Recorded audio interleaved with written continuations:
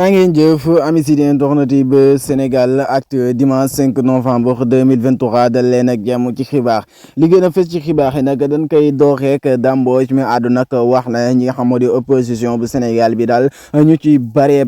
rek ci système bi lan bokk mooy ci Macky Sall lan bokk ndax gis nañ sax ku bàyyi rek li nga xam te ne nag moom moo di candidature am wax na nag day dem jàppale ji ki nga xam moo di Amadou Ba wax na ki nga xam moo di Dame Mbodj nag ñu ci bare ñoo ngi ci opposition bi waaye am président Macky Sall lañuy jàppale mais daal moom Dame Mbodj wax na daal du yàgg dara rek bu nee ba ci yàgg ñoom ñëpp daal dina leen lim génnee leen ci opposition bi ndax daal opposition bi nekkul na ñoom fi jëlee li nga xam moo di président Macky Sall ndax ñoom ñu ci bari daal ci système bi lan bokk te système bi nag pareegun fi pour jugee fi ndax daal xam na ne nguur gi rek sàcceek jël alalu réew mi rek lan fi nekk loolu daal du samay waxi Dame Mbodj la wax na nag li nga xam moo di alalu askan wi daal alalu askan wi la mais nekkul alalu état bi ak système bi ku dem ba wàcc rek nga daal fiy toogaat Abdoulaye Wade ba tey ñu ci bare ñoo ngi ci nguuru ko Macky Sall loolu nag Dame Mbodj ci yëkkati woon kàddu yooyu jëmale ko nag ci état bu Sénégal système bi nga xam si nag instant bi nangoo nañ ko bañ a wàcc di faagaagal moo Ousmane Sonko.